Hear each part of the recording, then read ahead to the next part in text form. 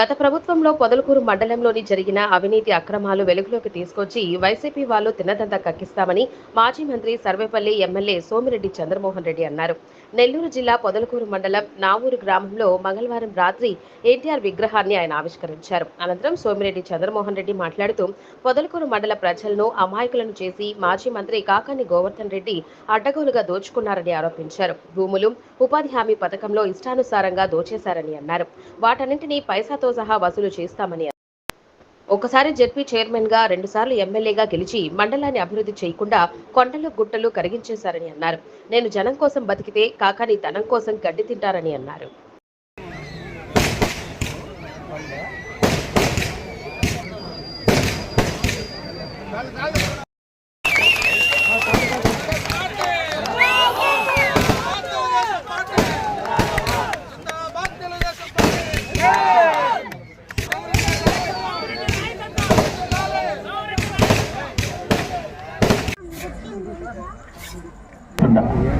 వాళ్ళు ఏమేమి తినేశారు, ఏమేమి రికార్డులు మార్చారు, అవన్నీ అంటే ఎన్ఆర్ఈజీఎస్ పరిహార పథకం నుంచి మొత్తం భోంచేసేసి ఉండాలి.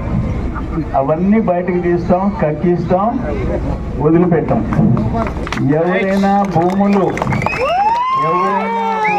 అక్రమాలు చేస్తుంటే తిరిగి రాయిస్తాం, వదిలిపెట్టే ప్రసక్తిలే. తప్పుడు కేసులు పెట్టి ఉంటే తప్పుగా అనిపించి తీర్తారు, వదిలిపెట్టే ప్రసక్తిలా.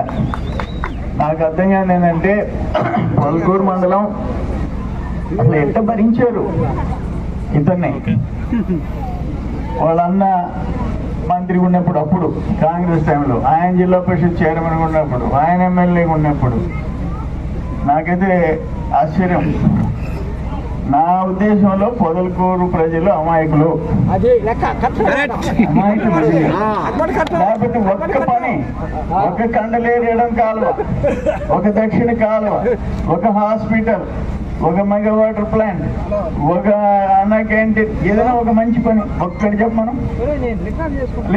లేదు. కానీ చాలా గొప్ప పనులు చేశాడు కదా. వరదాపురం ఎత్తేసాడు కదా, మగళూరు ఎత్తేసాడు కదా, మరుపూరు ఎత్తేసాడు కదా, ముదిగేడు ఎత్తేసాడు కదా, ప్రభీర్పట్నం కొండలు ఏమైపోయినాయి.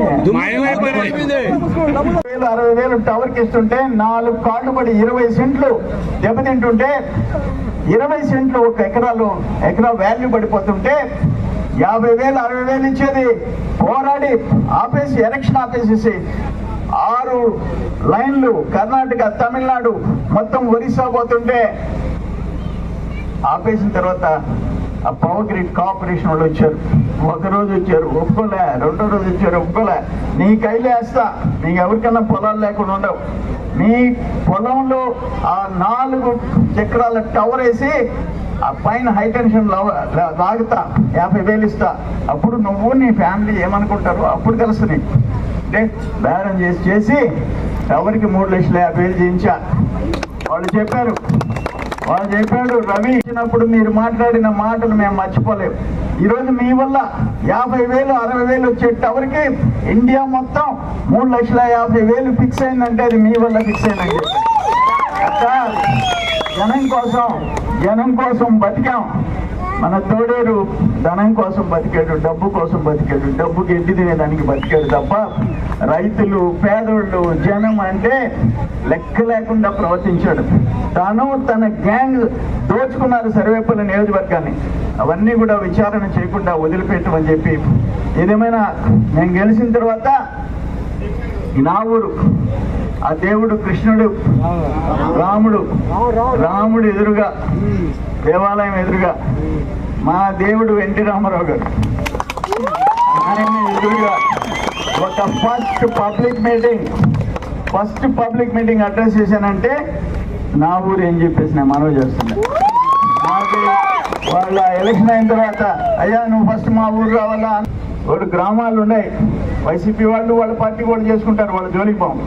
కానీ నా ఊరు పెద్ద ఉన్నడే, అటువంటి వాళ్ళు అరాచకం చేసిన వాళ్ళు మాత్రం వదిలిపెట్టే ప్రసక్తి. అటువంటి మండలానికి